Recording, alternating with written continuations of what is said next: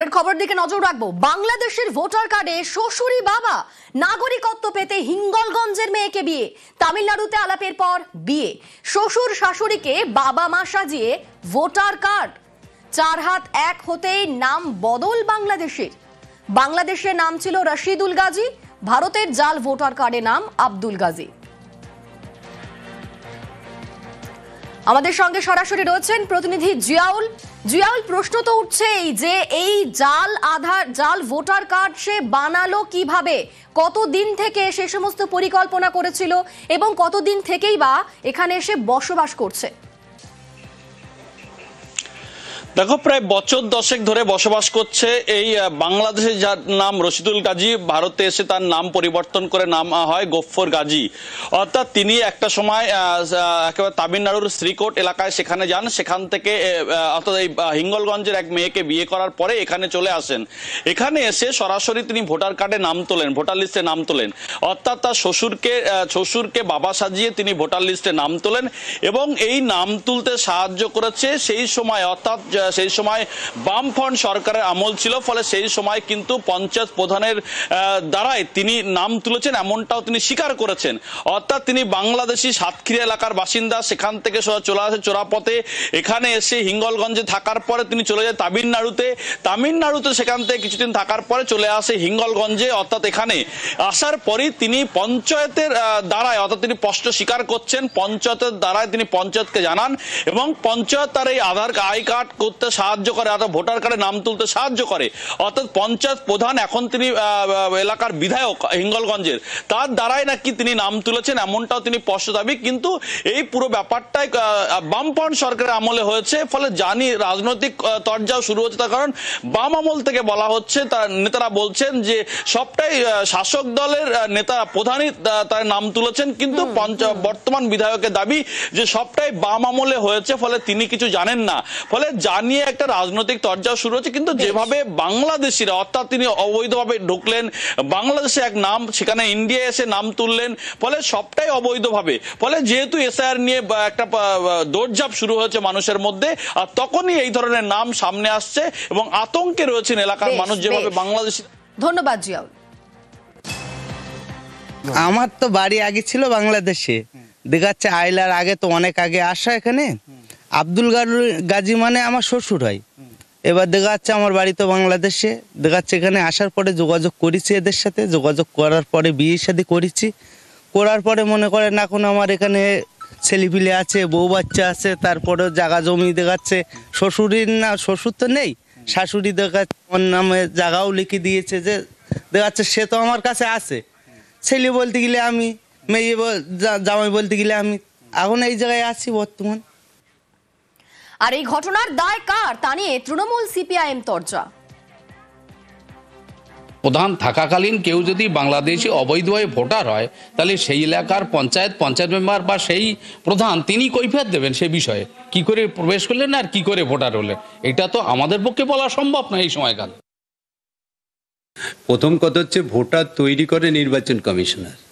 আমলে যে সিপিএমের আমল, তৃণমূলের আমলে বলে কথা নয়। আদতে ভোটারের কাজ হচ্ছে নির্বাচন কমিশনের দায়িত্ব। তারাই ভোটার তৈরি করে, আর যিনি ভোটার হন তার ডকুমেন্ট সাবমিট করতে হয়। এখানে প্রধানের বলেন, রাজনৈতিক লিডারদের বলেন, এমএলএদের বলেন, কোনো ভূমিকা নেই। সুতরাং নির্বাচন কমিশনের লোকদেরই দেখার দায়িত্ব কে বৈধ ভোটার, কে অবৈধভাবে ভোটার হচ্ছে। সেটা যদি কোনোভাবে কেউ অবৈধ হয়ে থাকে, তাহলে সে কে যারা ছিল তাদের দায়। এক বুথে শতাধিক ভূত। ঘোলার 217 নম্বর বুথে শতাধিক ভুতুড়ে ভোটার। কেউ 3 বছর আগে, কেউ 10 বছর আগে মারা গিয়েছেন। পঞ্চায়েতে জানিয়েও কোনো লাভ হয়নি, এমনটাই দাবি করছে পরিবার। আমাদের সঙ্গে সুবীর রয়েছেন। সুবীর, 10 বছর আগে, 3 বছর আগে মারা গিয়েছেন, তাদের নাম এখনো পর্যন্ত কেন লিস্টে রয়েছে?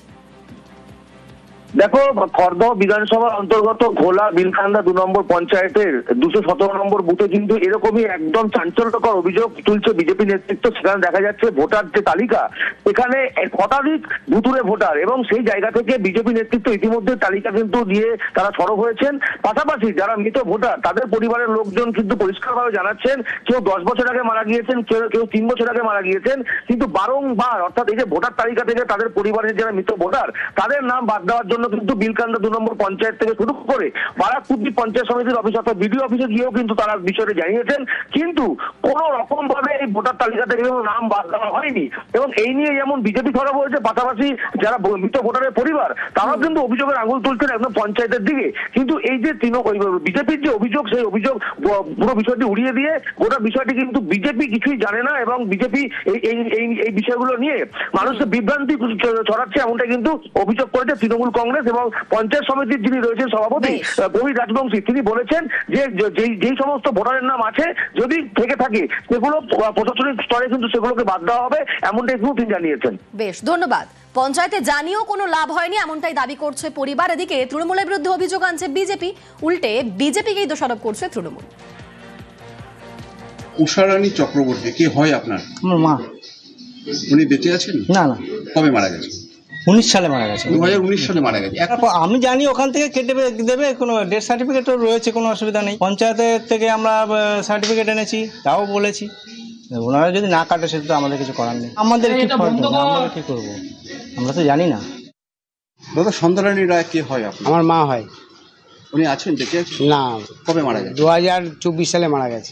আবেদন করেছি, ওরা ডেথ সার্টিফিকেট দিয়েছে, এখন কাটেনি, ভোটের লিস্ট থেকে আমাদের নামটা কাটেনি। তো আমার বাবা আছে, 2023 সালে মারা গেছে, রঞ্জিত রায়। ওনারও নাম রয়েছে? ওনার নাম রয়েছে ভোটার লিস্টে। আমরা চাইছি আমাদের বাবার নামটা যাতে কাটা হয়। অভিযোগ করা ছাড়া এদের কোনো রাস্তা নেই। আগামী নির্বাচনের ফলাফল কি হতে পারে এটা বিজেপি আগেভাগে জেনে গেছে, তাই আজকে এই সমস্ত অভিযোগ করে বিভ্রান্ত করার চেষ্টা করছে। ভোটার কার্ড যতক্ষণ না সারেন্ডার করবে, রেশন কার্ড যতক্ষণ না সারেন্ডার করবে, ততক্ষণ সে তার ডেথ সার্টিফিকেটটা পায় না। এটা ওদের জানা উচিত। যারা সরকারি আধিকারিক তারা তো কেউ ভগবান না, ভুল হতে পারে, অসম্ভব কিছু নয়, কিন্তু তার মানে এই নয় যে আমরা ইচ্ছাকৃতভাবে শতাধিক মানুষের যারা আছে তাদের ভোটার কার্ড আধার কার্ড রেখে দিয়ে সেই পরিবারগুলোকে আমরা হ্যারেস করবো যাতে তাদের ডেথ সার্টিফিকেট না পায়। ওখানে আমাদের ভোটার আছে জেনেই মানুষ তৃণমূল কংগ্রেসের সাথে নেই, সেটা তারা বুঝতে পেরেই প্রতিটা বুথে, প্রতিটা পার্টে ওরা এই মৃত ভোটার, ভুয়ো ভোটার ওরা পুশ করে রেখে দিয়েছে। নামগুলো তোলে না, যেই ভোটগুলো ওরা নিজেদের দিকে করে নেয় নিজেরাই। তাই জন্যই তো এসআইআর এর এত বিরোধিতা। এই নামগুলো বাদ দিতে হবে। আমাদের স্কুটনির কাজ চলছে, ইলেকশন কমিশনের কাছে আমরা আর্জি জানাবো যেগুলো বাদ দেওয়া প্রয়োজন। মাথাভাঙার বুথে 29 ভুতুড়ে ভোটার। মাথাভাঙার 274 নম্বর বুথ, সেখানেও ভুতুড়ে ভোটারের হদিশ পাওয়া যাচ্ছে।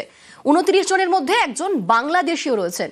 আমাদের সঙ্গে রয়েছেন প্রতিনিধি রাজেশ, আরো বিস্তারিত বলবে রাজেশ। মাথাভাঙা 7 নম্বর ওয়ার্ডে 274 নম্বর বুথে 29 জন ভুতুড়ে ভোটার রয়েছে বলে অভিযোগ উঠে আসছে। 2025-এর যে তালিকায়, সেই তালিকায় দেখা যাচ্ছে 29 জন ভুতুড়ে ভোটার।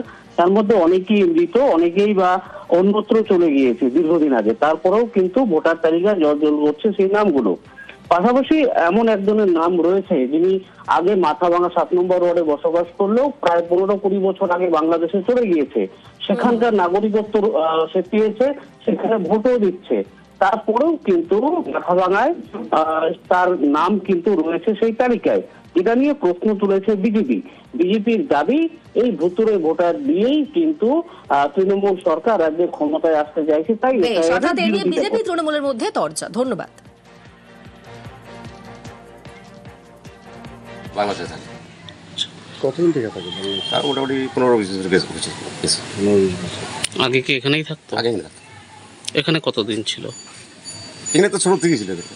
এখানে আসে না? হঠাৎ আসে, হয়তো 5-7 বছর পরে একবার আসলো। মা আসে, মা তো বাড়ি থাকার জন্য। কিন্তু এখন বাংলাদেশের বাসিন্দা। বাংলাদেশ। আপনারাও কাটানোর জন্য বলেন? আমরা ভোটার তালিকা নিয়ে সার্ভে করছি। 29 জনের মতন ভোটারের নাম 274 নম্বর বুথে কাটা যাবে। ভোটার ব্যক্তি আজ থেকে 15-20 বছর আগে বাংলাদেশে কোনো কারণে গেছে, ওখানে যে বিয়ে শাদী করেছে, বউ বাচ্চা আছে, তারপরও 15-20 বছর ধরে 7 নম্বর 274 নম্বর বুথে ভোটার লিস্টে নাম আছে। ভোটার লিস্টে যারা আছে তাদেরকে বুথ লেভেল অফিসারদেরকে বলবো, সরকারি বুথ লেভেল অফিসারদেরকে বলবো এগুলো পরিষ্কার করতে হবে, কিন্তু স্বচ্ছতা লাগবে। যদি কোনো ভুতুড়ে ভোটার থাকে, সেটা 1 নম্বর হচ্ছে ইলেকশন কমিশনের গাফিলতির কারণে হতে পারে। তাহলে এর দায় কে নেবে? ভারত সরকারকেই দায়িত্ব নিতে হবে। কারণ ইলেকশন কমিশনকে যেভাবে কাজ করার কথা বলতেছে ভারত সরকার, সেভাবেই ইলেকশন কমিশন কাজ করার চেষ্টা করছে। আর বিজেপি বলার কি আছে যে কারা হচ্ছে, কাদের ভোটের নাম কাটেনি, এ তো ইলেকশন কমিশন দেখবে।